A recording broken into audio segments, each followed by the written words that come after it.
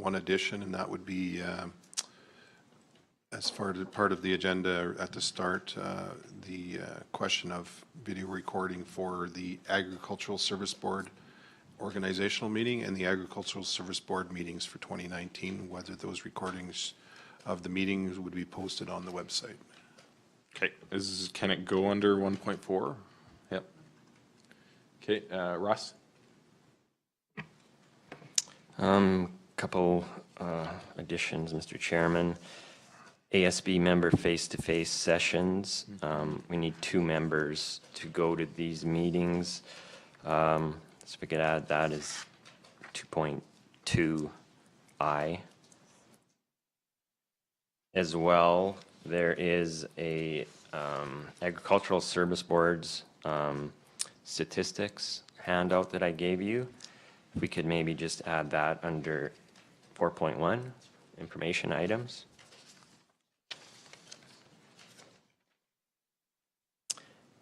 Also, you'll have, this doesn't need to be added to the agenda, just under 2.1C, the Farm Family Award nomination, you do have a bio there that you'll be able to refer to. So, I apologize, I wrote it. I was never good at writing in school, so just bear with me on that one. and that's all I have, Mr. Chairman. Any other additions or deletions to the agenda? If not, can I have somebody move to approve? Ben moves. All in favor? Carried. Adoption of previous meeting minutes, October 3rd, 2018.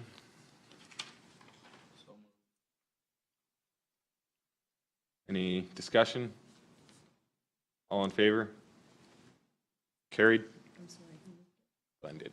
Sorry. 1.4, the video recording. As ASB, would we like to post all video recording onto the website? I'll put the motion on the floor that we record all our organizational and ag service meetings, and then you can discuss the hell out of it. Discussion.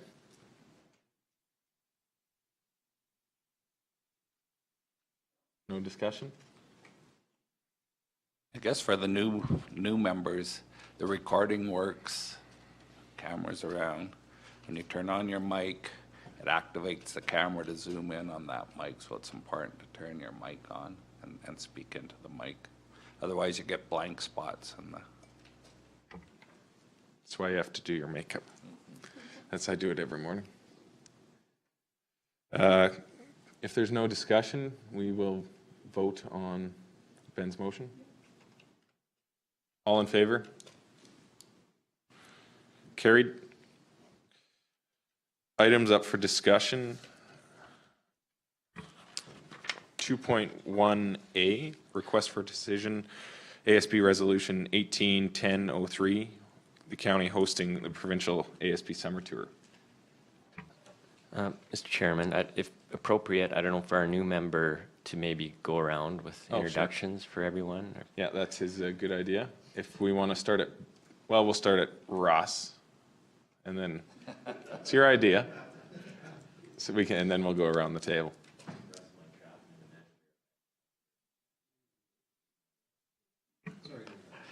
Russ Muntrath, Manager of Agriculture and Environment for Wheeland County. And just for the ASB members, maybe give a background on if you do have agriculture in your background, just give a touch of that. Ben Armstrong, Division 7, background in agriculture. I was born in it. I'll probably die in it. I'm not involved in it anymore, but I'm still part of it. So.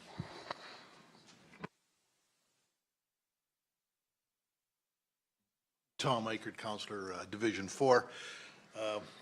Raised on a farm, then went to the city, and then came back to the farm. And I've got 14 cows, so I'm a big rancher.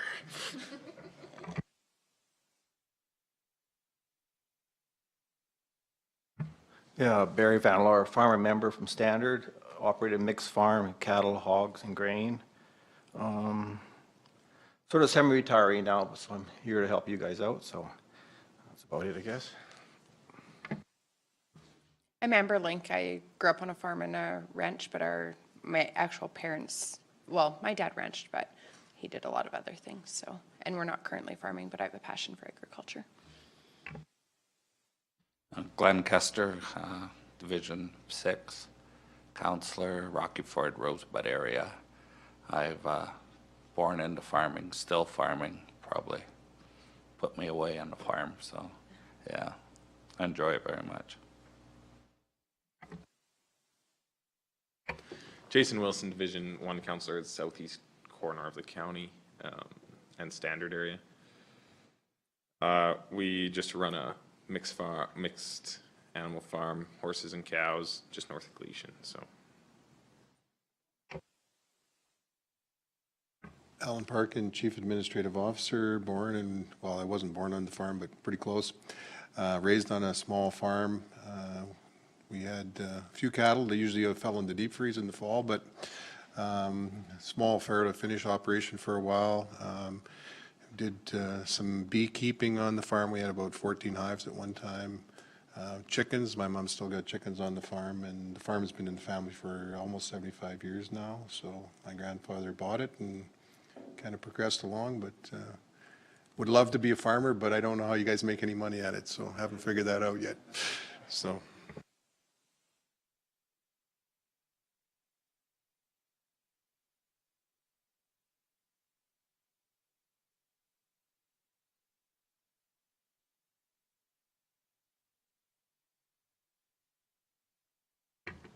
My name is Mackenzie Soltis. I'm the communications specialist at Wheatland County.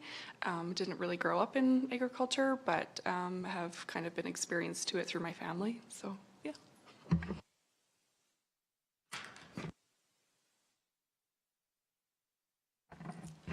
Mike Sear, General Manager for Transportation and Agriculture here at the county. Been here about 12 years. Grew up on a dairy and beef farm just down by Nameka, and still live in the rural area now.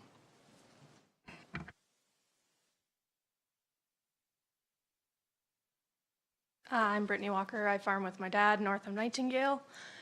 We run sheep, cattle, chickens, turkeys, everything except pigs. perfect, thank you. And this is Gay. So she missed her turn. But now we will get into business. 2.1A, request for decision on the summer tour. So, Mr. Chairman, so at our October 3rd meeting, we discussed the tour. Motion was made to bring a report forward regarding hosting the tour, which is what we've done.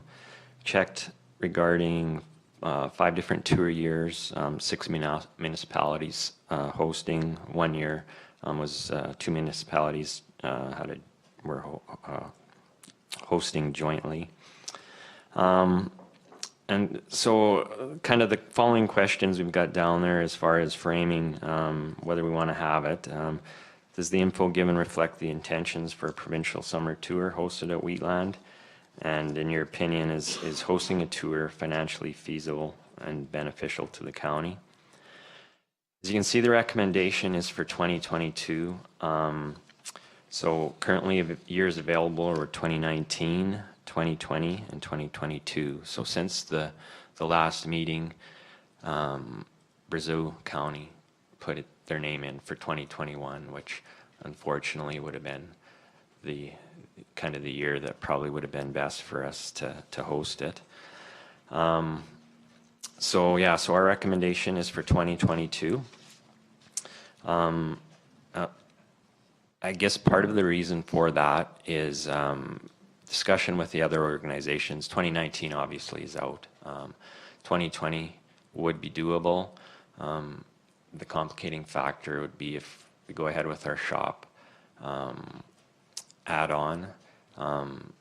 Just the timing would be, happening during that, or potentially when we're moving into the new offices in the shop there. So just from that standpoint, I think it would be difficult. The other municipalities have said basically you need to meet once a month at least, starting right now. And then closer to the date, you need to meet weekly to get things together, so. So attached to the RFD is just kind of a report that Gabe put together from the 6 municipalities over 5 years. So budgets anywhere from $200,000 to $300,000. A year and a half to 2 years of planning to get everything in place. Most of the municipalities have hired tour coordinators, and I think that would be a necessary function to host a tour. And even with that, there would need to be an employee here that would be, kind of designated to being the contact and managing the tour from our end. So just, there's some numbers there for you. I think ultimately, a couple things come to mind. Sponsorship is a big part in keeping the cost down. And it ranged from those municipalities, about $50,000 to $60,000 they were able to obtain in sponsorship dollars. So I think that's something to consider, whether you think that's, doable in today's climate. And I guess if it wasn't, the municipality would need to cover some costs, or you need to raise your registration costs for your tour, obviously. The total net costs, so what it has cost the municipalities we checked with, anywhere from around $20,000 to $45,000 to those municipalities, and that doesn't include staff wages, which would be, substantially more than that. We did sit down kind of just as a department and discuss things. There is, tremendous variety of things to see in the municipality. I think from that standpoint, there would be no trouble in finding enough tour stops. Certainly would need to have the other municipalities within our boundaries on board. The villages, Strathmore, would be key players, would need to be key players in it, not just from facilities and hosting, but I think to keeping costs down. There would need to be a committee, obviously, to run it. There was a request, I think from Councillor Link at the last meeting to check with our staff. Everybody's on board to do it if you want to go ahead with it, from ag staff right through the organization. So, and there's the realization, that it would take a ton of work to host this, but the commitment's there. So just some general comments and learnings from some of the other municipalities. Again, the support of other communities, the planning, starting out far enough ahead for booking of venues and busing. I think part of that kind of goes to the timing, which is generally during Stampede Week. So there is some conflict with that as far as, maybe being able to get buses and presenters, et cetera. Something that came up to make sure that there's thought given to liability insurance, emergency response plans for that large of a group, obviously. Things like that would need to be in place. And then multiple volunteers needed to run the tour itself, and 30 plus staff and council would be needed just to run the tour, from registration to all the little details, obviously, that need to be looked after. So yeah, our recommendation is if you do want to go ahead with it, to host it in 2022. I realize it's maybe difficult to do that, considering could be a new council or board. So yes. So with that, if there's any questions?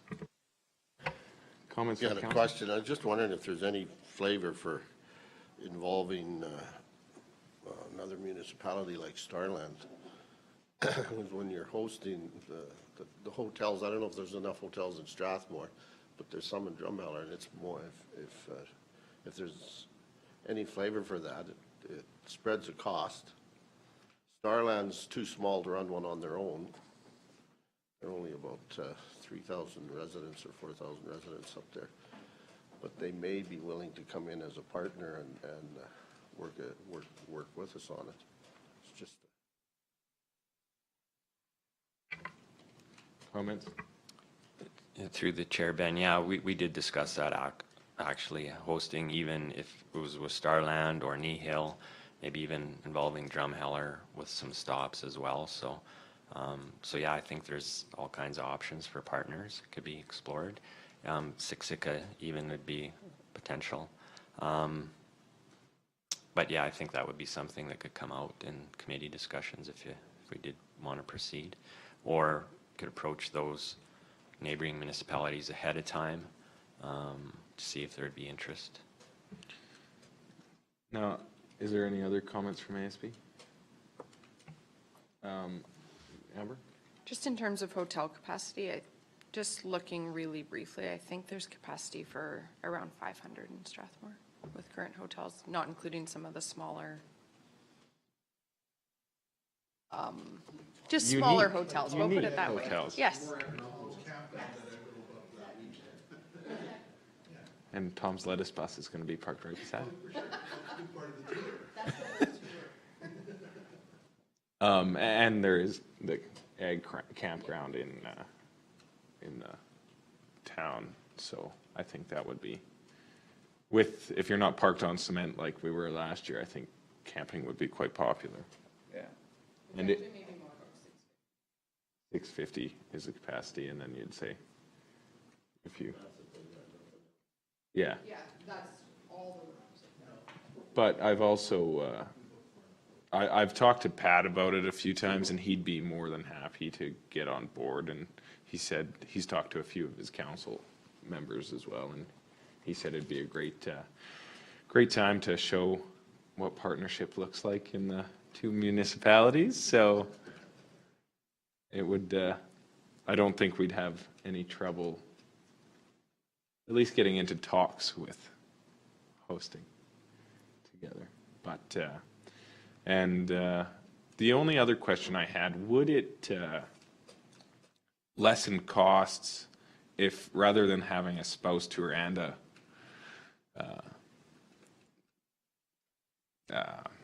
delegate tour, could you not amalgamate the two? Because I do think people like Kevin and might not always enjoy the spouse tour, and I know there's a lot of spouses, even like if Vicky would have really enjoyed the delegate tour. I think they're missing out on quite a few stops. If it's a possible way to cut costs, I think that would be something to look at. Yeah, that certainly would help, I think, not just from cost cutting, but just for the logistics of operating and running the tour. So I don't see an issue with that. It would be nice to try something different maybe, because it has been that way for ever since I can remember, delegate partner tours. So.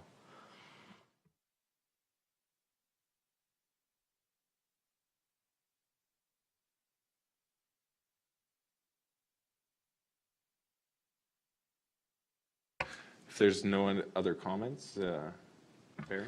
What date was it, roughly period of time? Right after, sorry. Through the chair would be generally it's during Stampede week, so. Overlap there. Yeah.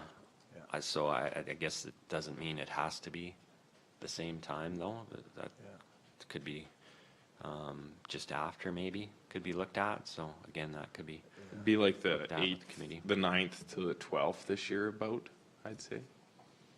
Pretty close. Right. It's been Leduc had it years ago, and it was the week after Stampede Week. If you want to partner with Strathmore, I think their hotels probably fill up for Stampede Week. They're too close to, a lot of the other places are further out. So I'm thinking if we approve this, we have time, we can go ahead and get somebody, a coordinator, and then they can check out, go talk to the hotel rooms or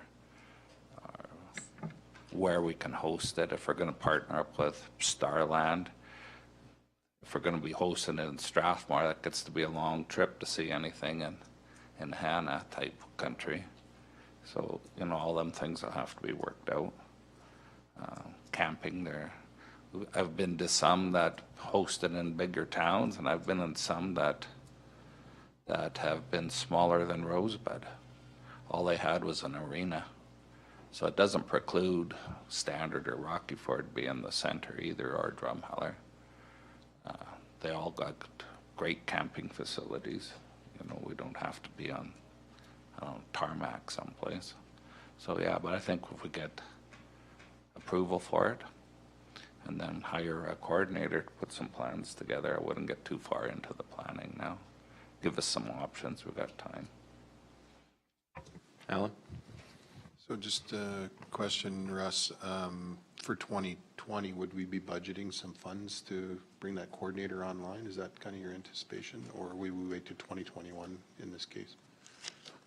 Well, yeah, I think we established a committee for 2020 and then budgeted 2021 for the coordinator would probably work. Well, I think probably we need to establish a budget line item for some expenditures for the committee for 2020 in the budget, and hopefully council will be supportive of that. So, Any other comments? The only other thing, I can see the stampede being an issue, but I also think it's an opportunity with how close we are to the city and with everybody in the Western theme for the week. I think you could actually pull a few people from the stampede and convince them to come on a tour. I would really enjoy seeing Calgary Council, a few of their members coming out and seeing how agriculture works and seeing that we aren't all what they think we are. So For a hike. yeah, so I do think there's opportunities in that aspect too. So, but if there's no other comments, I suppose we have a decision. I move that we book a spot for 2022 to hold the tour that year, and that we form a committee. It could be could be just this Ag Service Board committee to start out with. I don't care that way, but I'll make a motion that we host it and get the ball rolling. The discussion, I don't think we need the committee name, like names for the committee yet, do we? No. So discussion on the proposed motion. Call a question, all in favor? Carried. Moving on, 2.1B, decision for the ASB policy, resolution 181006.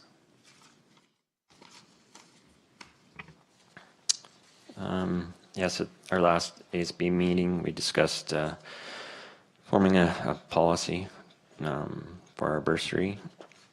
So in the past, we've given out 4 $500 bursaries. Actually, Brittany was one of our recipients a few years ago, bursary. So what I'm proposing is to move to a total amount of $6,000 to be provided with bursaries with a minimum of award of $500 and a maximum of $1,500. So it would depend upon, obviously, the number of applicants. If we had 12 kids, they'd get $500 each. 6 kids would get $1,000. So I think it's a way to support more of our youth in the county, which is important. So as far as the policy goes, it's attached to the RFD. The guidelines are basically the same as what we followed before. Under eligibility, one thing we did add, and it wasn't written down, but applicants pursuing post-secondary studies outside of Alberta are eligible. We accepted those in the past anyways, but just wanted to have that in the policy. I think I'd mentioned the application deadline, the end of August, submitting an essay outlining career goals will be part of it. High school academic reports, and of course letter of acceptance to where the student is going to school, a photograph, and then we have a ag and food production examination, which kind of just outlines what we do as a department and what type of agriculture we have in the municipality. So that would stay as well. And then the criteria, I think, rather than putting that in the policy, we kind of discuss some different ways to look at percentage. You know, for certain factors could be discussed, but I think we'd leave that to the committee, you know, to come up with a means for selection, depending on the number of applicants. So I think that's all I have, Mr. Chairman. Thank you, Russ. Any questions? No questions? I have a mover. I so move. Barry Van Laar moves. All in favor? Carried. New business. We will do, 2.1C, request for decision on the BMO Fam Farmley Award nomination for 2019. Yes, so we did receive one bio. I believe we had a discussion around a couple nominations at the last meeting.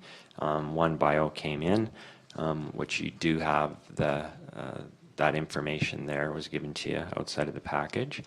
So nomination of John and Madonna Culpin for the 2019 Bank of Montreal Farm Family Awards. I think they're very fitting of this award. And I believe, yeah, it needs to be sent in next week, so. Any concerns with the family? I'll move we accept it. Ben has moved. Questions? No questions. All in favor? Carried. New business 2.2B. Request 2018 Environmental Stewardship Winners. Request for decision.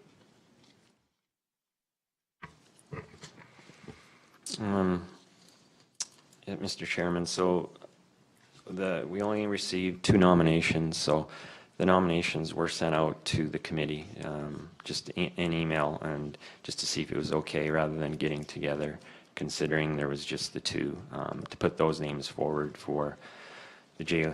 Laszlo Legacy Award and the Youth Stewardship Award. So the recommendation is to go forward with those, Craig and Cooter Kaiser for the J. Laszlo Award and the Youth Stewardship Award to the Carsland School Garden and Outdoor Classroom. And then further, as we did the last annual meeting, presented the award there. So this would be, it would be just the J. Laszlo Legacy Award presented there by Division 7 counselor, the counselor of the area, and then we'd arrange with the school to make a presentation at Carsland with Division 3 counselor. Thank you. Everybody happy with what the committee has decided? No questions? Alan? So as we did in the past, unless the Ag Service Board wants to do something different, I invited Mr. Laszlo to be there as well, and for that presentation, and that would be March 13th at the Ag Annual General Meeting of Wheatland County. So at 7 p.m. was when it starts. So just so that everybody is aware of that. No other questions? Will of ASB? I'll move that we approve the recommendations. Tom has moved. All in favor? Carried. Request for decision 2.2C, Village Weed Inspection Agreement.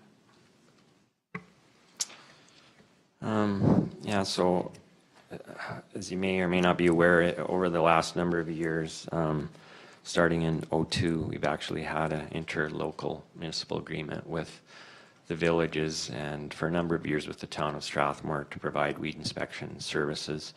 It was kind of twofold. Obviously, we had the expertise to supply to those municipalities.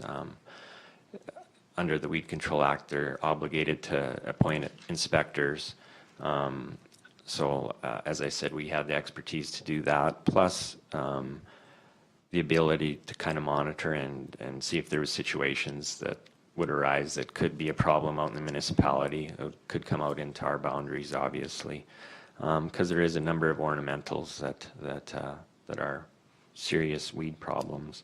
So the last agreement was up, expired December 31st of 2018. So it's just a matter of renewing the agreement.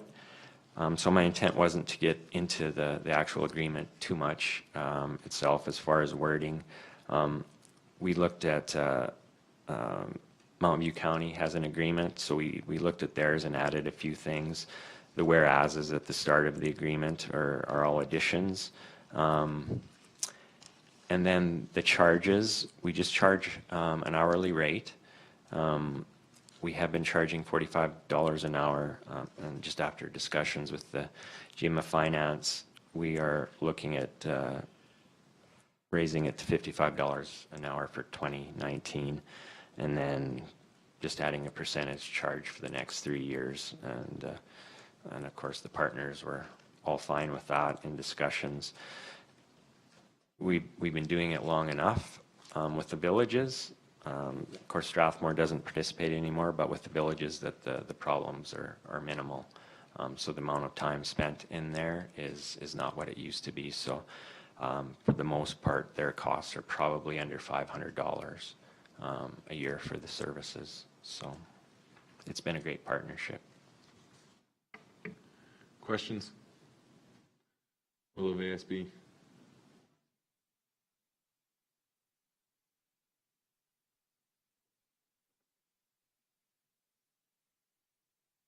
We have a motion. I'll move.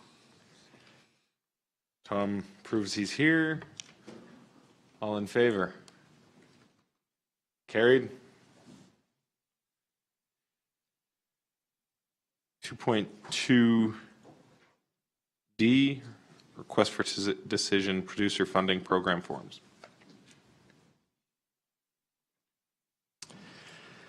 Again, so we've had a long-standing program within the Ag Board, Water Protection Initiative, where producers or landowners are able to access funds for things like offsite watering systems, well abandonment.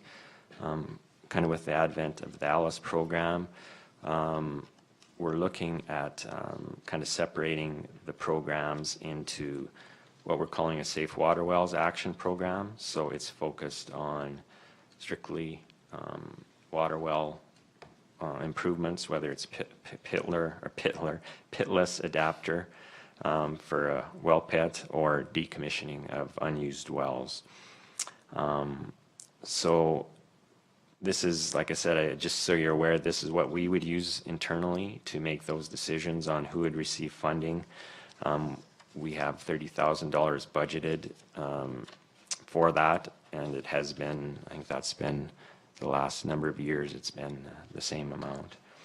Then the Wheatland Agricultural Stewardship Program is kind of more of a broad-based program that focuses on a number of things. The offsite watering systems that I mentioned, riparian fencing, field shelter belts. There's a whole list of project examples. And most of these would fall more under the ALICE program and the ALICE committee. So projects that would come in would be discussed at that committee. At the last committee meeting, we did talk about per acre payments, which you can see there. It's going from $75 an acre for cropland down to $40 per acre for pasture. And yeah, and then like I said, just kind of the internal parts of what the requirements are with the producers. So generally, if we would have had the ALICE committee meeting first, we would have discussed that there, but I wanted the board to be aware of this, the forms. I think we'll probably be discussing them a bit more this afternoon, so I don't know if you see any glaring issues.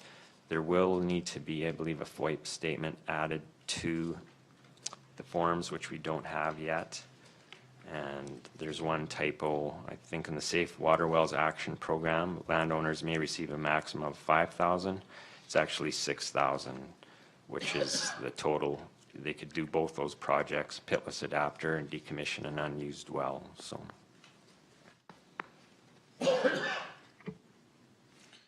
Questions from ASB? Glenn? The Alice Wheatland program, the payments per acre, what does that entail?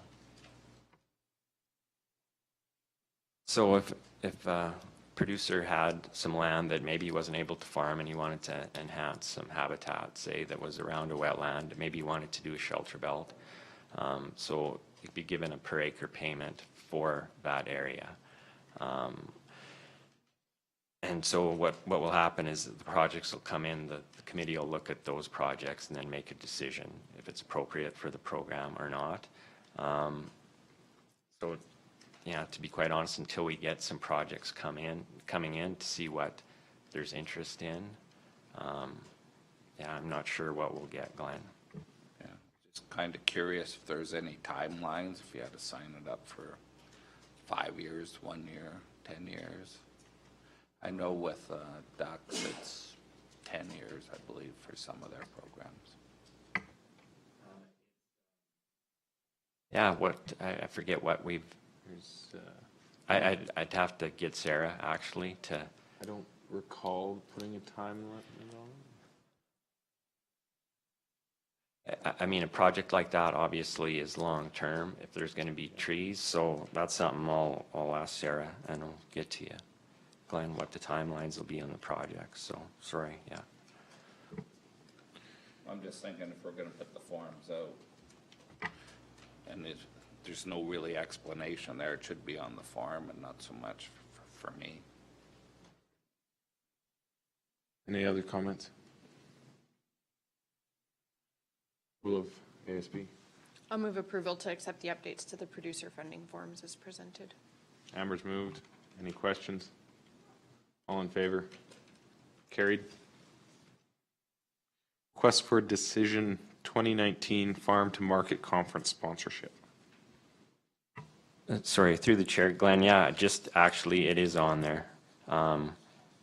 Sorry, just to back up on the programs, the Alice Wheatland program under project examples, annual per acre payments are available for 5-year flexible terms at the following rates. So I guess it'd be a 5-year max. Sorry about that. Okay. That's just that one sentence there.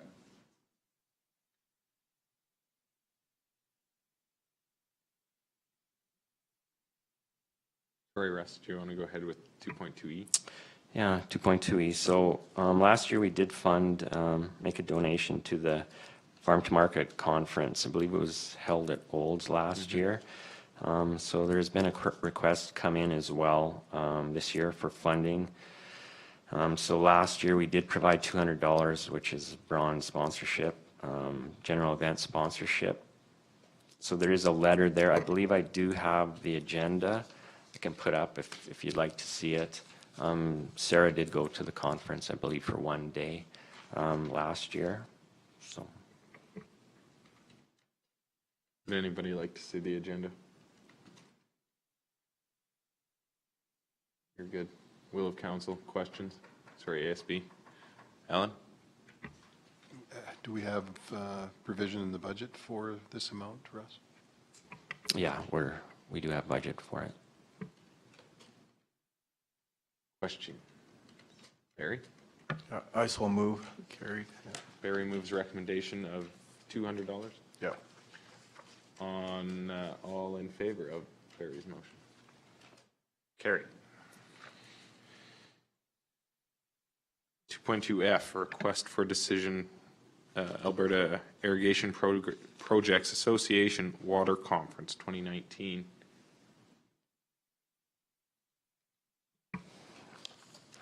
Yes, this is something that members have attended in the past, so it's first part of February 4th to the 6th at the Deerfoot Inn and Casino in Calgary, and there is a budget or agenda attached to that for you to look at.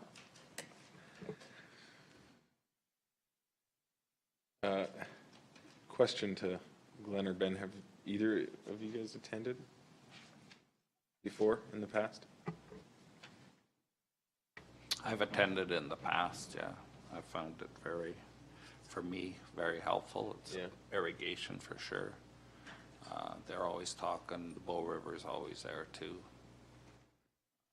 Yeah, I enjoy them, but that's, half my farm is irrigation too. But I think it's important for our ratepayers in the county with the water licensing the way it is and the pressure under irrigation and to use it and stuff. I think it's important to stay abreast of it too. So do you want the members that are interested in going today as well? Yeah, Mr. Chairman, if they know, that's fine. Right now, we just need a motion for attendance, and find out after, unless you want to limit the numbers to 1 or 2. Will of council, any other questions? Anybody interested in going at the moment?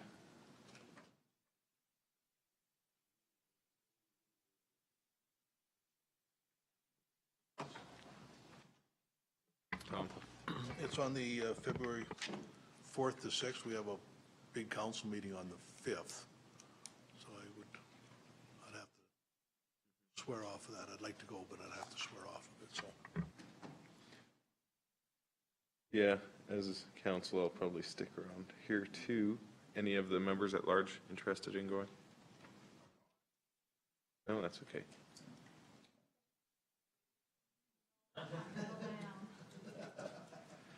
That is okay. Should we pass approval in case Rex or Calvin would like to go? I don't see a problem. Anybody want to make that motion? I so move. Barry's popular today. Yeah. Yeah. All in favor of Barry's motion? Carried. Just through the chair, question back to the last motion we did with that NISCU, that market conference. I was wondering if anybody was interested in going to that too. If we're putting money into it, are we sending anybody up there to the conference? Russ, would Sarah go Is again? somebody from staff going, or? Through the chair, no, we haven't planned for anybody to go to it this year.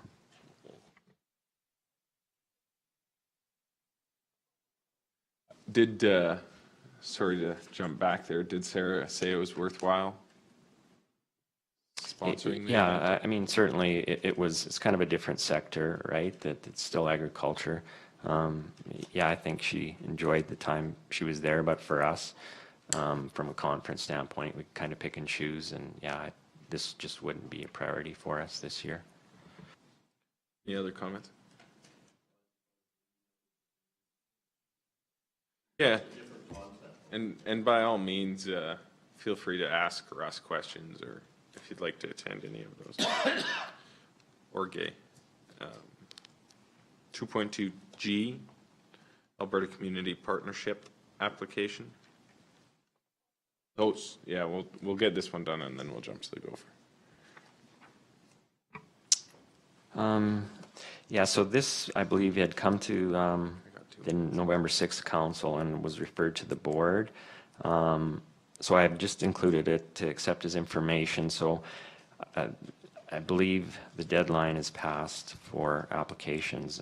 There was a letter from the mayor of Strathcona and Parkland, or from Parkland County, I believe, in regards to applications to this for a regional agricultural master plan, which I know we had discussed ourselves to a certain degree doing for a municipality, and kind of left it to being part of our growth management strategy. So I'm not sure if there's some further action you'd like me to take with this, or to look at with this. Comments? Any questions? I'll move to accept this information. Tom's moved, all in favor? Carried. We will move to our 10 o'clock appointment.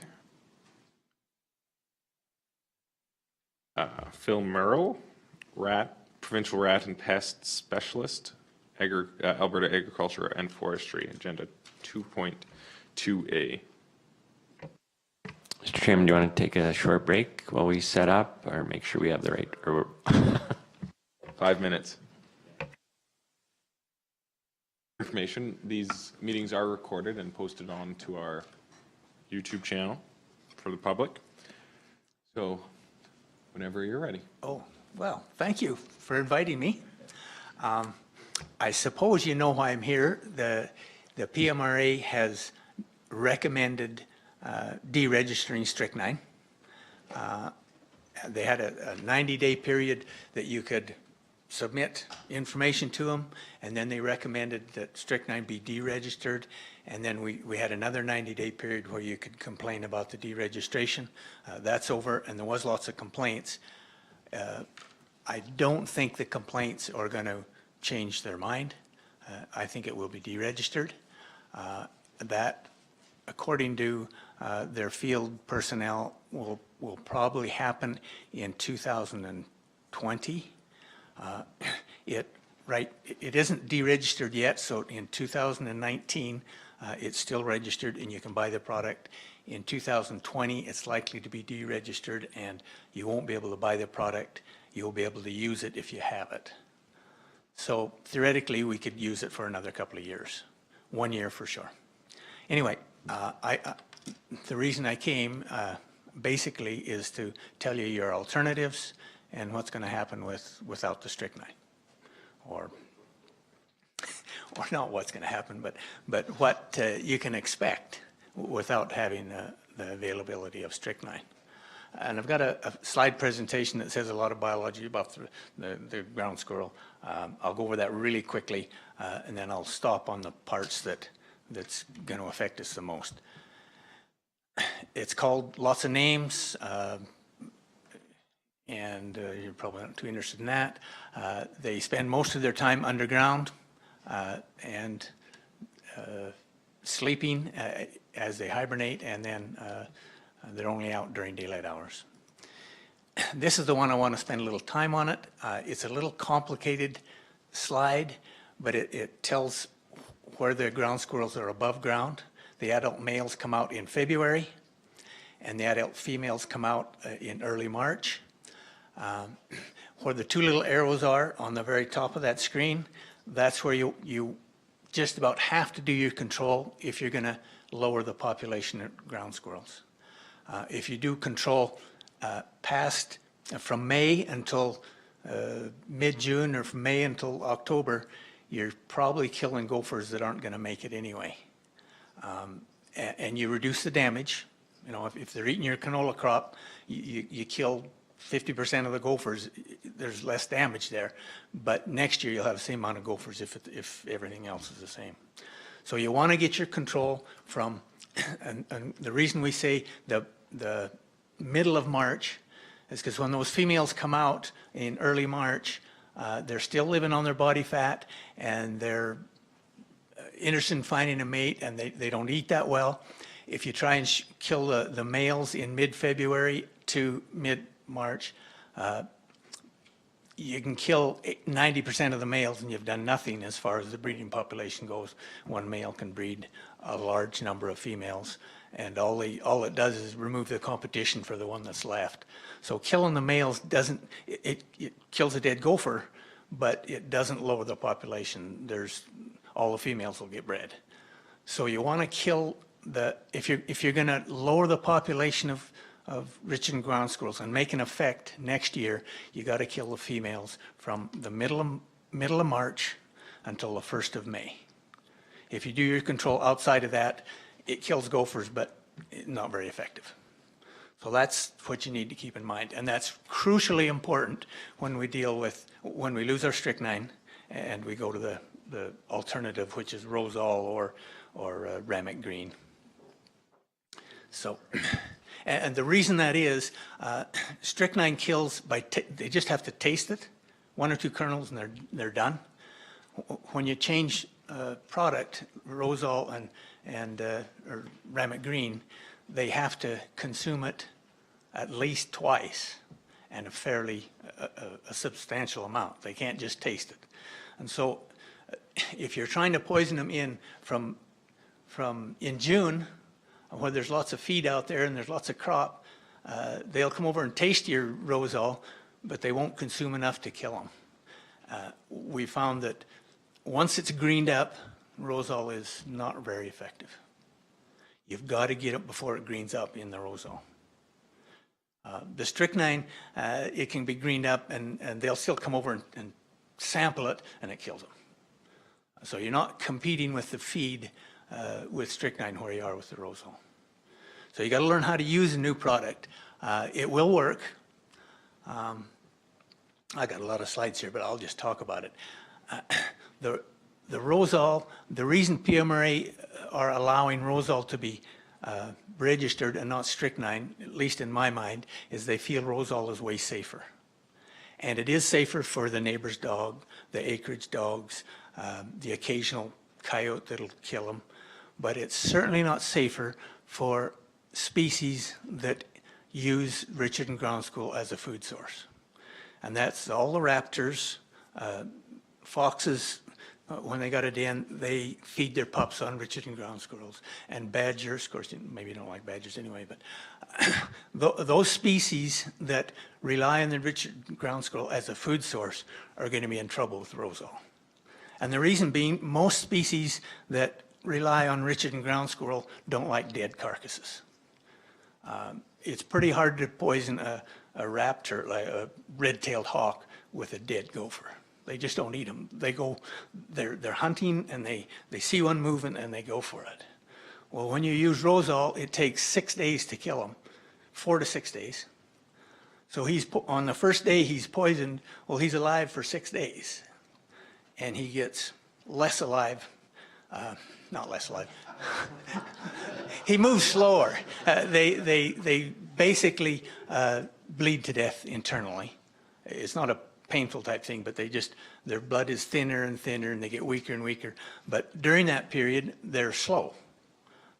If you've poisoned with Rosal, on the 5th and 6th day, you can catch gophers. You'll see him and you can catch him before he gets to the hole. Well, hawks pick up on that like a darn. And if they're feeding their chicks, that means they'll be feeding them for a month.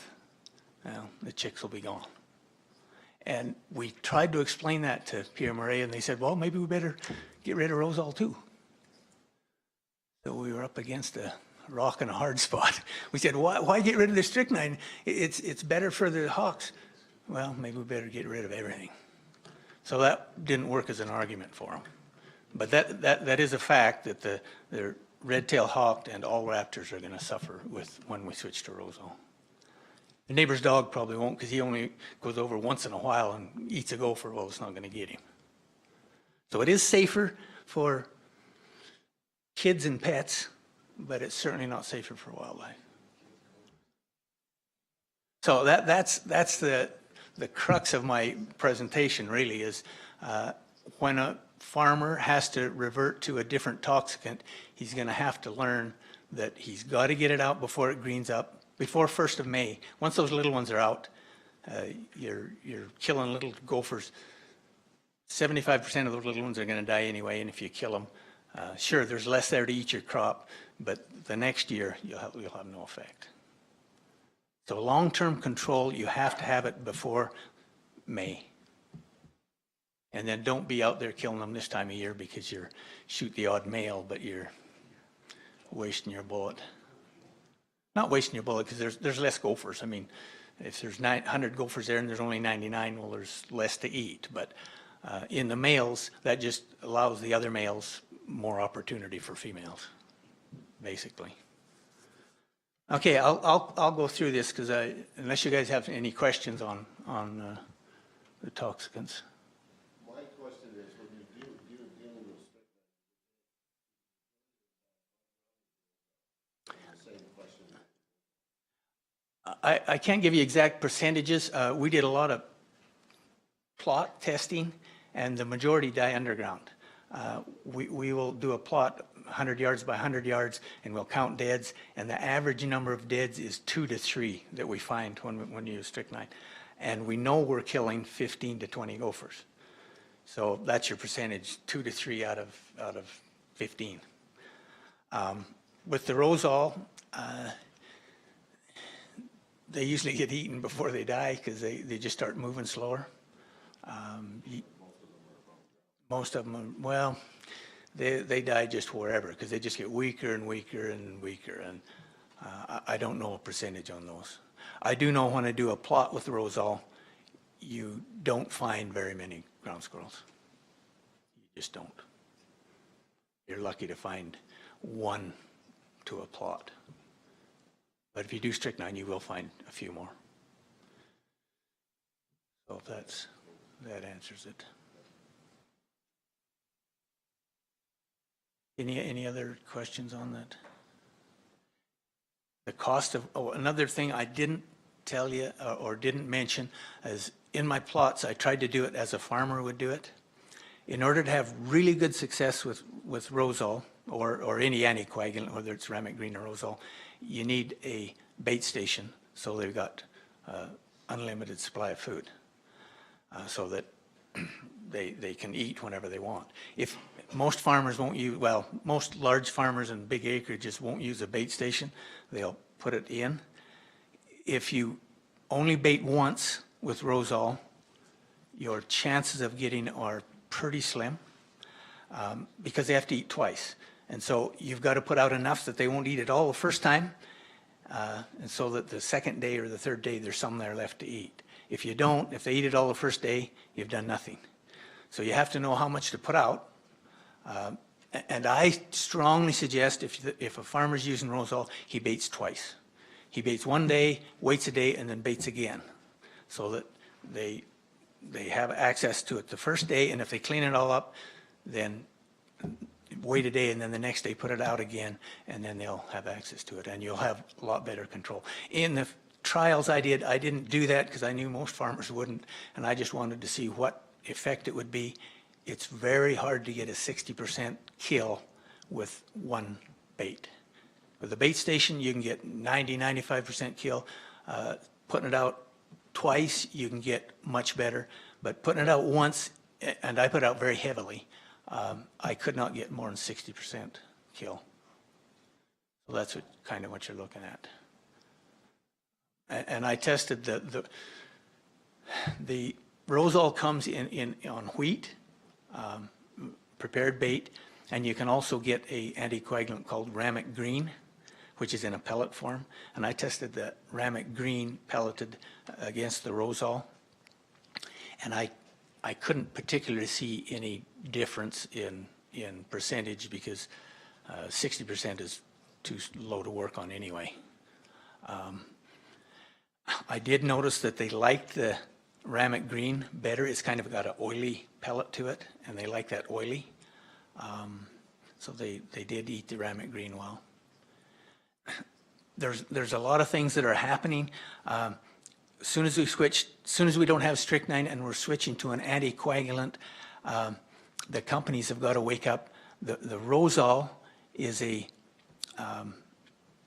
multiple feeding anticoagulant, same as difascinone, which is your Ramet Green. But Rosal have to eat 5 times as much as they have to as Ramet Green. It's another reason why Ramet Green works quite well in my trials. They only have to eat 1/5 as much as they do the Rosal. Rosal is chlorofascinone, and it's fairly safe for dogs. Ramet Green is difascinone, and dogs are not tolerant to it. It takes not that much to kill a dog. Well, but he has to eat it more than once. If it's an occasional feeding, and the carcass of a ground squirrel doesn't have that much in it, so a dog would have to eat it at least twice, maybe 3 times. With the Rosal, he's probably got to eat it more than that. With the difascinone, it's hard on pets, but it's a much better compound. And the reason the companies haven't developed that is because there hasn't been a demand. Nobody hardly buys the Rosal, let alone the Ramet Green, which is newer and not as well known. But it does kill. It's a stronger toxicant. Not saying it kills better.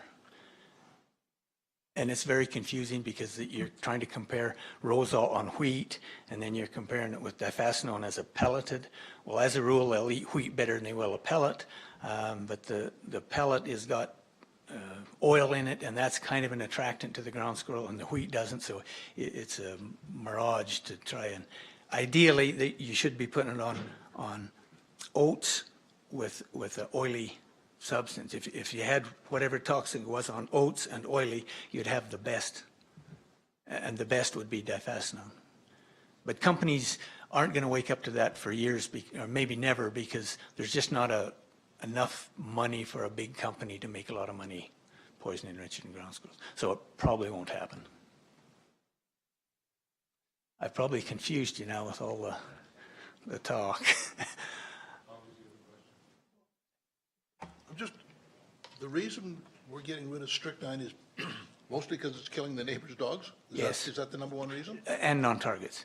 They started the study in 2011, and from 2011 until they ended it in 2016, there was 27 recorded lab-tested non-targets killed with strychnine. And Saskatchewan's response to that was, we kill more moose on a weekend on that. But that now, PMRA say, well, if there was 27 that we know that have been lab tested, then there's probably 2,700 that we don't know about.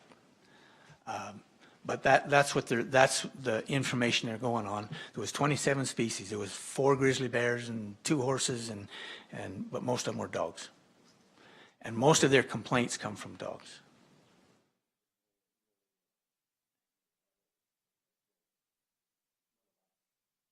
No human. There's been no human. There was one human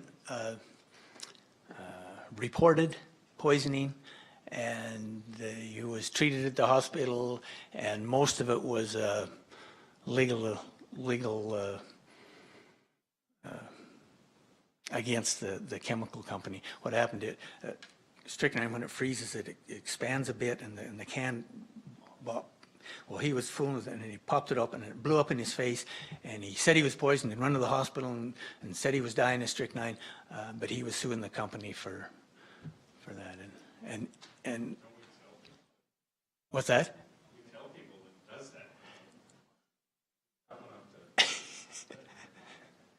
Anyway, the guy, I don't think the guy's life was in danger, but he said it was. And that's the only incident that they had. That I had heard about. Maybe there was a.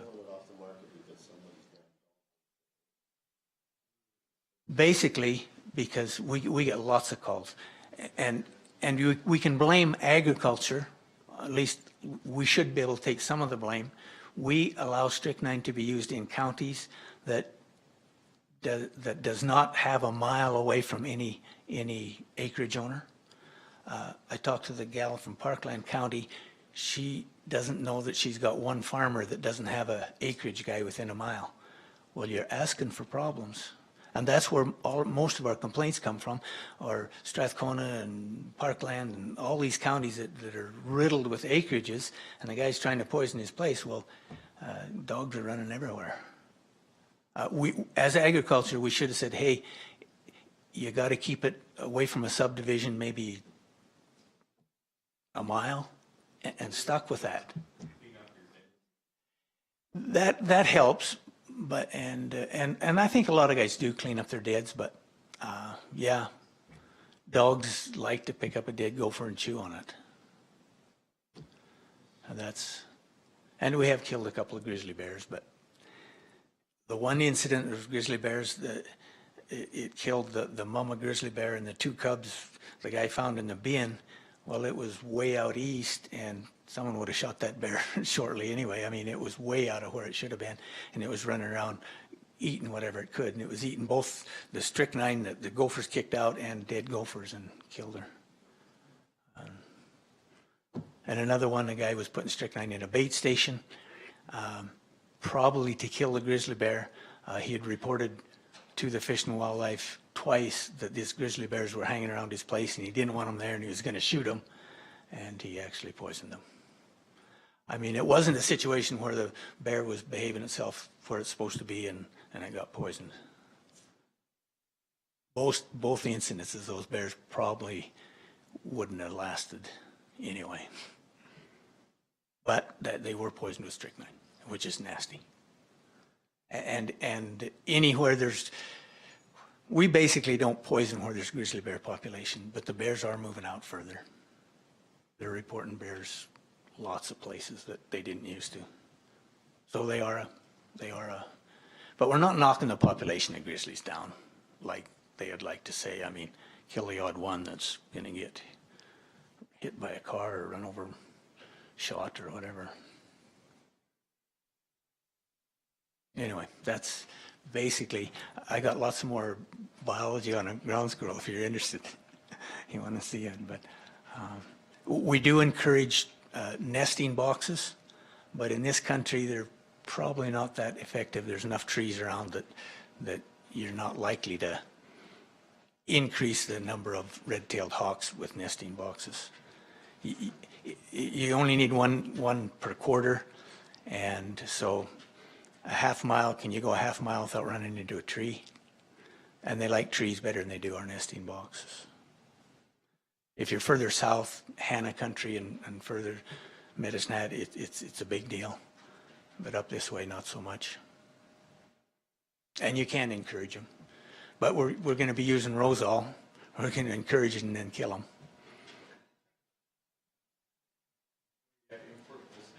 Is which?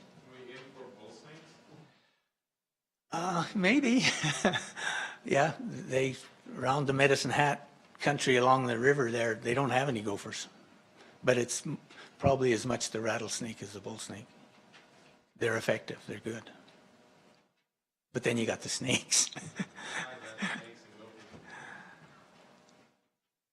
I did want to tell you guys that where you're really going to notice some complaints or a problem is in canola fields, because canola is usually late coming up. It's usually later on, maybe even in June, and gophers love canola. And if you wait until June to poison and all you got is Rosol, they're not going to be eating your Rosol, they're going to be eating those little canola, and you're not going to get control in a canola field with Rosol. You're just not. Unless they've totally wiped out the canola and there's nothing left to eat but your Rosol. And so you're going to, the Rosol guys are going to, I mean the canola producers are going to growl. Yeah, what do other countries in the world, do they have gopher poison problems like we do, or are we the only ones that? Just about everywhere strychnine's been banned. Montana doesn't use strychnine. Oh. They have to use Rosol. Go down to Cut Bank and drive through that country, you'll see barrels out in the field, and that's Rosol in a barrel. They just knock a hole in the bottom of the barrel and put a bunch of Rosol in it. And sometimes they lay the barrel down and just knock them in the ends. Sometimes they stand them on the side and knock them in the side. But they use Rosol there heavily. Rosol in a bait station is probably the best that we're going to have. Or Ramet Green in a bait station. It's a little expensive. In a bait station, you're probably putting out more than you need. They only need to eat it twice, but they will eat it for quite a while. And bait station free feeding, you're feeding them more than they need. But so it's a little more expensive as a product. Are they worried about home brews? Like, because I know that was pretty popular when there was no strychnine. No, they're not worried about it, and it'll probably, I don't think on a large scale it'll happen. There just isn't a good product out there that'll kill them. If we could find something that kills Richard and ground squirrels like we found that kills canids, we'd be lucky. Like if we could had a product like xylitol that kills dogs just like crazy. If it killed Richard and ground squirrels, we'd be in business, but we don't know something that does. And you're aware that xylitol is nasty for dogs, huh? Xylitol is a sugar sweetener made from corn. The amount you put in a stick of gum will kill a 20-pound dog. but you can feed it to your kid and it's good for his dental health. So they didn't, when they registered it, they didn't do all their tests. They tested rats and ducks and people, and there was no effect. And so they registered it. They forgot to test the canid family. Canids are really susceptible. If your grandkid's got some mints with rosol or with xylitol in it, keep it away from your dog. It'll kill your dog. My grandkid comes, I frisk him for xylitol. I didn't kill my dog. It's, if you go to a veterinarian and ask them what most of their dog deaths are last month, they'll say xylitol. We need to find something for Richard and ground squirrel that's non-toxic to other things, or not most other things. They used, there was some talk out in Saskatchewan here a few years ago when there was the ban on this stuff. There's a bunch of talk about those real little bubble gums. Yeah. Did you hear anything about that? Yeah, we even tested bubble gum. Yeah, no. Didn't work. Can't get them to chew enough to plug their system. Theoretically, it would plug their system if they ate enough. But we tested and we couldn't kill one. But it might. Yeah, there is fuzz-toxin that is available. I should go through this. There is a product called fuzz-toxin. Tabor uses a fair bit of it. It works quite well. I don't think it's a very good product to give to farmers. We did a test on it, a trial on it, and I had a coworker that was working with me, and we tried to be as safe as we could. I wore gloves, and I tried not to sniff it and had a mask on. And my partner wouldn't go out with me the next day. He says, "You're on your own. Life's too short to work with that shit." Gilbert Perreault did it, and when he was doing our gopher research in Mankota, Saskatchewan 5 years ago, he tested fuzz-toxin, and his staff would not test it the second week. He said, "We're not doing it." And they were trying to, I'm not saying it's nasty, but it's not a very friendly substance. And if we're going to be issuing it to farmers for that, I don't know. But it is available and it does work. If you're going to use fuzz-toxin, fuzz-toxin won't work unless the soil is above 4 degrees. So that's usually when the grass starts to grow. So that's about the 1st of May. So you're getting too late to get a good kill, but it kills them good. You need to learn when you're using fuzz-toxin to put it out just at dusk. If you put it out in the morning, the gophers kind of smell something's wrong and they come out and run around.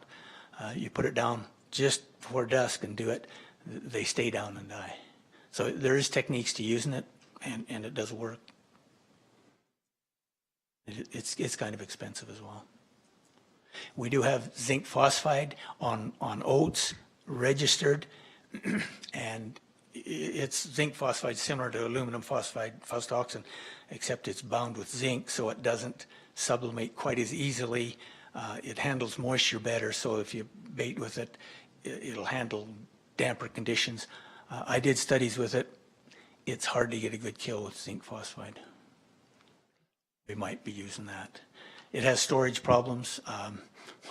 We ordered it in, and I wasn't in the office at the time, and they stuck it in my office, and everybody had to evacuate because it's not supposed to sublimate, but when it's warm, the staff complained that they could smell it. So you can't store it just like you would dog food. But it is available. I don't think anybody's selling it because nobody buys it, but it's there. And it's about as toxic as strychnine. They only have to taste it. They don't have to eat too much. And there's no secondary poisoning with the dead carcass because it's a gas that kills them in the gut. And then once it's dead, the gas dissipates.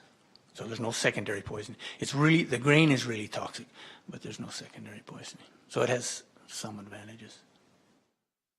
I don't think we'll be using a lot of zinc phosphide. It's called Bob's Bait, commercial product.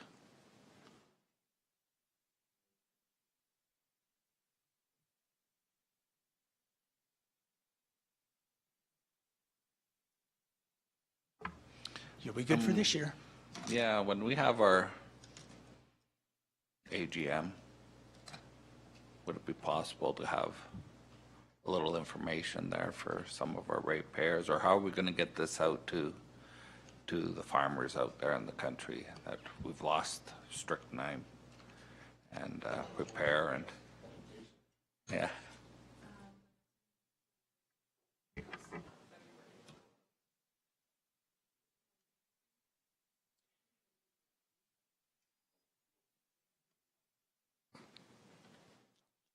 You advertise that we're losing strychnine, you're probably going to get a rush sale on it.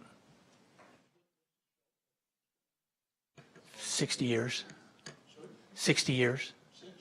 No, 60. No, it's and freezing doesn't affect it. It knocks it out of solution, and then so the strychnine settles out. But you just got to keep it stirred when you use it. It's really stable. Strychnine is really stable. And lots of counties are ordering heavy because you won't be able to buy it next year. Well, I don't know this. PMRA, who knows what PMRA is going to do if we follow what they've done in the past and the indications of what they do when they recommend a deregistration, it's likely to happen.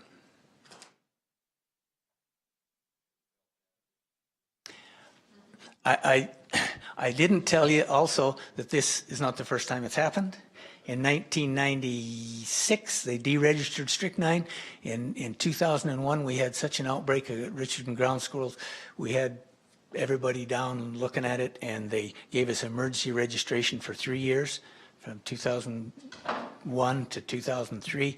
And then emergency registration expired, and in 2007, we had another terrible outbreak. We got an emergency registration from 2007 till 2011, and then they changed it over to a regular registration.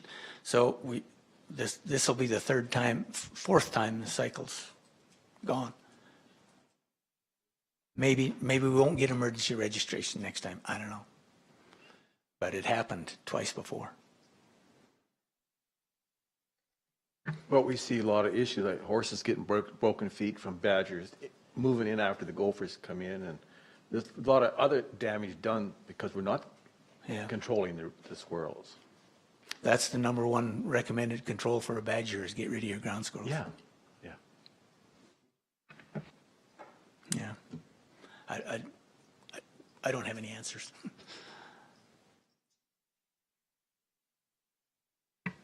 Through the chair, Phil, so the PMRA will notify Alberta Ag, will they? Like, what'll be the timelines, do you foresee, or do you know?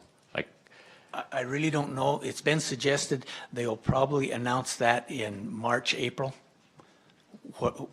whether they're going to change their stance that it's been going to be deregistered.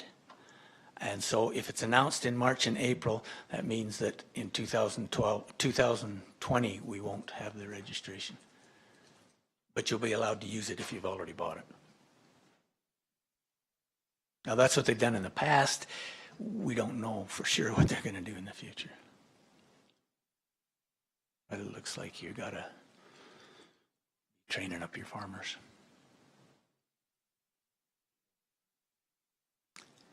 Yeah, I know. As a farmer, it's hard to train. I mean, he's seeding his crop and he's doing his thing. And he doesn't worry about the Richardson ground squirrels until he gets done seeding and they're starting to eat his wheat. That's just, you don't have time to worry about that before you seed. It's kind of a dilemma.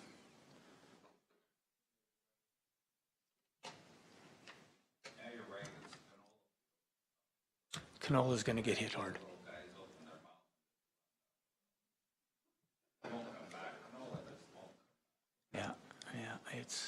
That's going to be your biggest.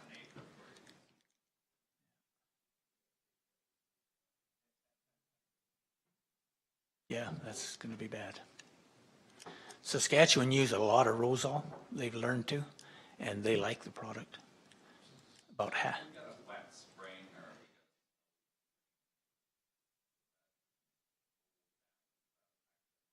Oh, certainly. Certainly. If we have a wet, damp spring, we get very few problems. The population just not there. It's the dry it takes several dry springs in a row to get the population to build. So that's another thing. You do your control really good and knock them down, and then the next spring it's a wet spring and wouldn't have had to do it because they're going to die anyway.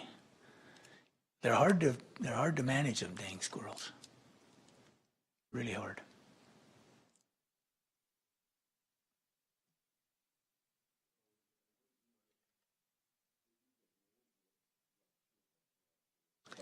Yes, and that seems to increase when it's damp. If it's a damp season, you'll see quite a few with, I don't know what it is, but you can see the black hide on them and they lose their hair somehow. Yeah, and that is more infectious when it's damp. But if we had real damp springs all the time, who would care about gophers?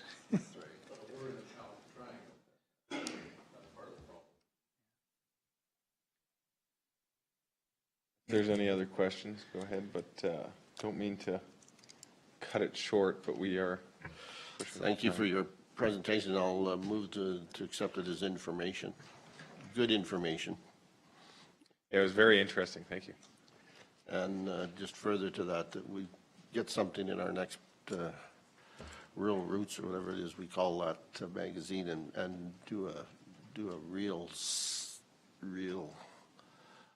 concentrated push on it on the first page or two. Thanks. Through the chair, just to clarify, what were you thinking? Like, as far as the banning of it, I think it's a little premature to, but just as far as yeah, fair enough.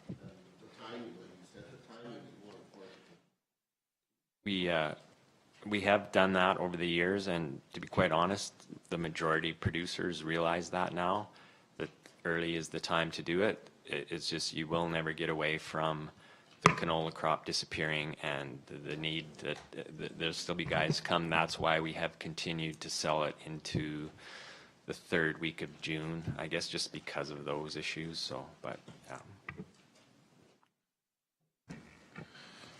Moving on, 2.2H, request for decision 2019 provincial ASB conference resolutions and rules of procedure and proposed changes.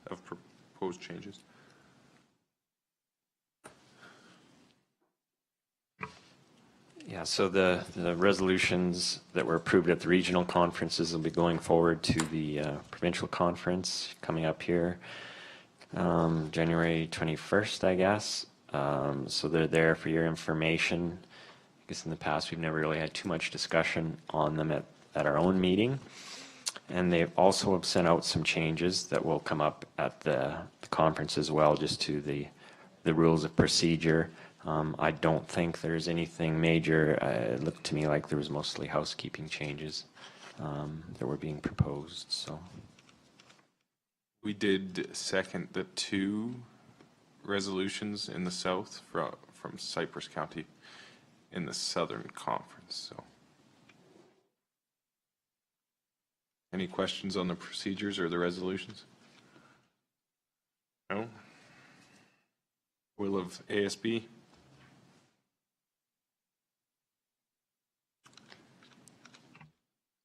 I'll move approval to accept the information for the 2019 Provincial Agriculture Service Board resolutions and the Provincial Agriculture Service Board Conference Resolution Rules of Procedure Comparison Document. Questions? All in favor of Amber's motion? Carried. We have an addition, 2.2I, face-to-face meetings.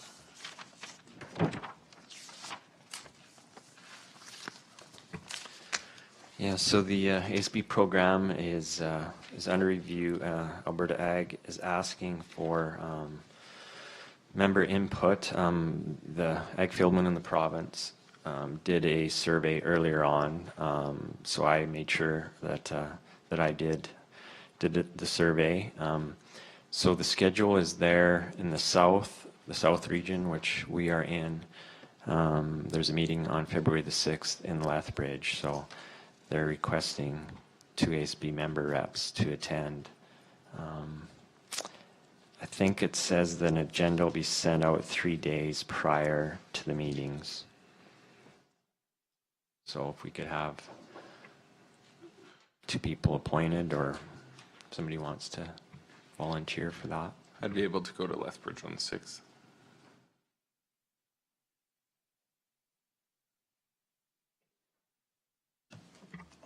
I can accompany you, Sounds good. but it's, if somebody else wants, that's fine.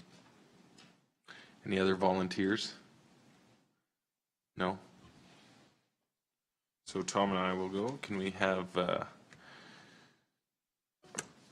approval for us to go?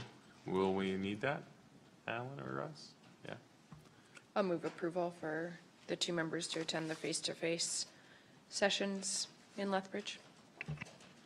Jason and Tom? Questions, concerns? All in favor of Amber's motion? Carried.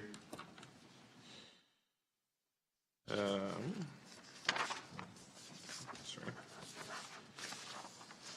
Reports.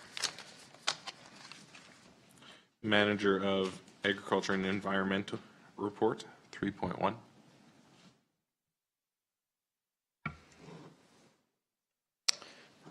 Thank you, Mr. Chair. My report's included in your package. So just as kind of a year-end summary of where we were at for numbers for this season. Kilometers of roadside mowed, amount of seeding, road construction seeding completed, spraying, etc. So I won't go through those in detail. You can see that. The grain bag one, just want to focus on it a little bit. 631 bags were recycled in 2018. We're up to, I think, over 1,200 now, probably since we started the program. It's about 243 ton, I believe, that that we've been able to recycle. The agreement with Merlin Plastics, who is kind of cooperates with the Crowfoot Plastics or Green Acres Colony. The agreement had expired at the end of this year with them, and that's just been renewed for another year. So, so successful, as you know, and we'll continue with that. Just wanted to mention on Monday, I attended a meeting on Club Route in Indus. I think you're probably, most of you are aware that Club Route's been found just on the Rocky View side, just west of our border. There was 4 fields found. Not a huge surprise, but there was actually, I think there was over 200 people in attendance at that meeting, so which was phenomenal turnout, obviously. So people are concerned about it, as well should be. It's a declared pest. It's on the Pest Act. We haven't found it here yet. We do about 100 surveys a year. It's kind of what our goal is. We shoot for about 100, which is a couple surveys per township. This year we did focus on that west portion of our municipality just because of where it was found in Rocky View. So my hope is to be able to ramp up inspections and maybe hit a few more fields this year. It is difficult timing wise, because really the only time you can do it is at swathing, to be able to get through the crop to inspect. So so yeah, Russ, so we'll, sorry. Can I just ask a question on the Club Route? So with that, is there anything we could assist our producers with getting out in the fields and trying to assess that? Is there any kind of tools that we could provide them, like in the summertime before they go out to swath, so that when they're out swathing, they know kind of what to look for and what they can do in future years to kind of reduce that? Is there anything tools we can provide them? Yeah, I think through the chair, that's a great point, Alan. And I mean, we have done that just from an education standpoint in the past. That is when it most likely will be found, when the farmer's out in the field or the boots in the ground, the ones that are, out looking at their crops more. So even if they can get out there in July, before the crop, when the crop is just kind of flowering, and inspect. So we'll certainly do that from an education standpoint. To make sure guys are aware of it. And I think with the closeness of it, it's brought a heightened awareness to our municipality as well. We do have a policy for club root if we do find it. Currently, the policy is that if we find it, there'd be a notice issued to restrict growing canola on that piece of land for 1 in 4 years. There's been some research done that maybe 1 in 3 is adequate, but it's to prevent buildup of spores. So at this stage, I think for us, it would be important to kind of stay the course on that. You know, if it's at low levels, if we do have it, that we keep it that way. So, but as most things, education is kind of the key. Crop rotations are the key to keeping it at bay, but it's also one of the bigger money producers for farmers as well. So, Russ, what's your thoughts, or has there been any talk about there's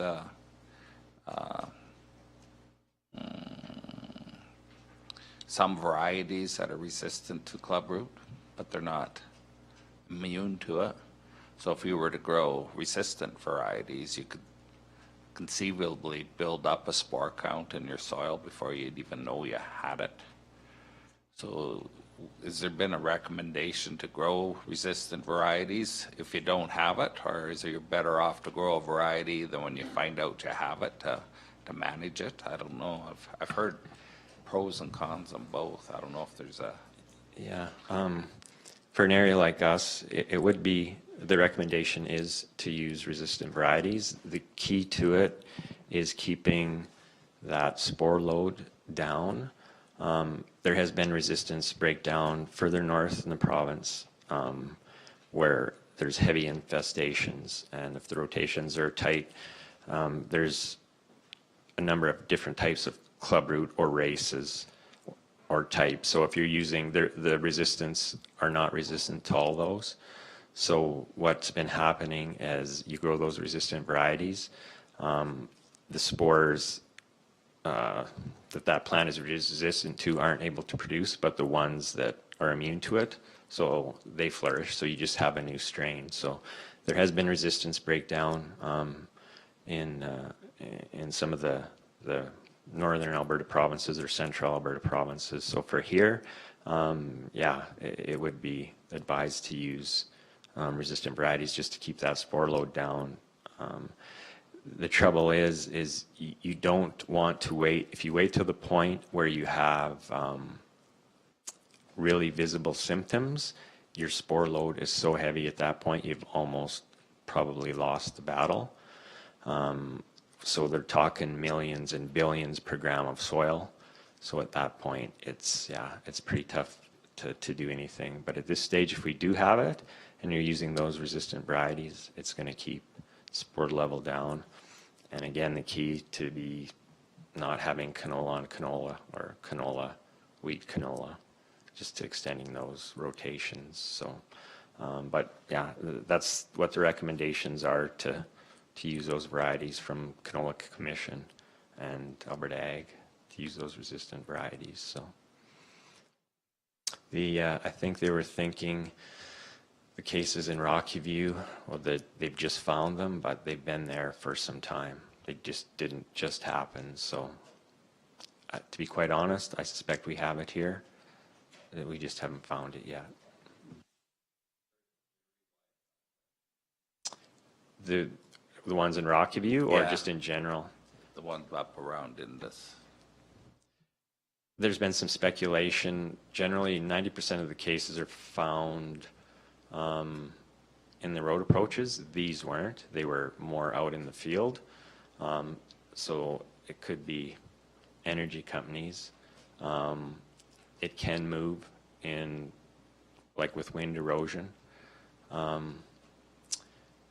So yeah, it's as far as the definitive, no, they don't know for sure how it got there, but and it'll be patchy too. It can be just in one patch in a field, but 90% of the cases, like I said, are at the approach. And that's all we will inspect, the approach. If there is a positive found, then we'd go out into the rest of the field to do an inspection. But it's equipment cleanliness is the key.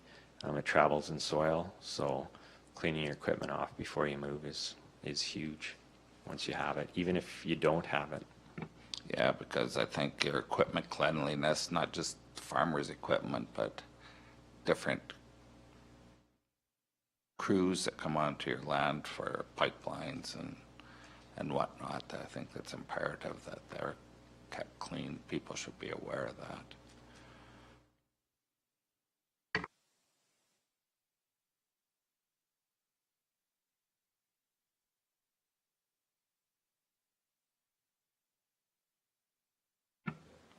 Okay, just moving on with the environmental program.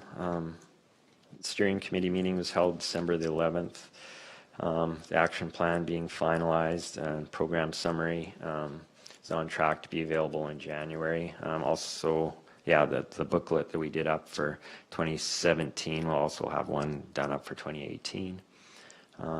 Met with staff at the end of November to discuss environmental audit findings and just kind of moving forward, who's responsible for what as far as dealing with items and timelines to get those done. Stewardship awards, which we spoke about already. Some meetings there. I have included the Sarah's kind of year-end Ag Conservation Coordinator report. So it's just all her stats for the year with programs she's done, assistance with environmental farm plan, growing forward, our water protection initiatives, etc. And then there's a couple posters as well that I've included for upcoming events that we're cooperating with. Ladies Livestock Lessons, hosted by the Red Bull Ag Partnership. Kind of a long-standing program. It's being held on Airdrie this year on January the 19th. Farm Transition Workshop on March 7th in Crossfield, conjunction with Rocky View and Mountain View County and the FSC. And then Ranching Opportunities in Olds on February the 7th. Another long-term conference, cooperative partnership we've been involved with.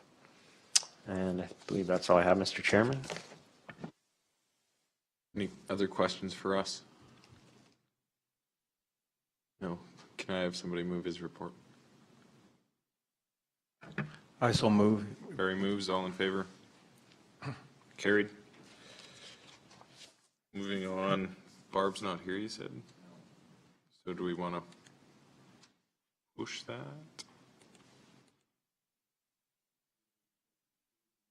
No. Okay.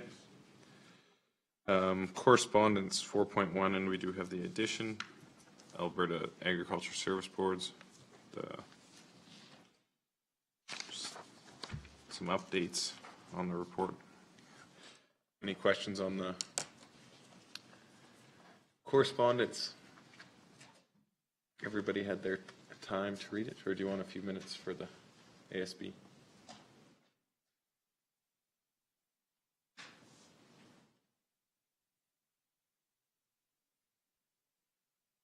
We'll take a motion whenever you guys are ready.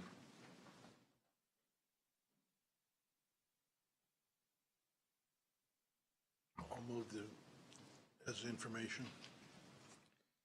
Tom has moved. All in favor? Carried.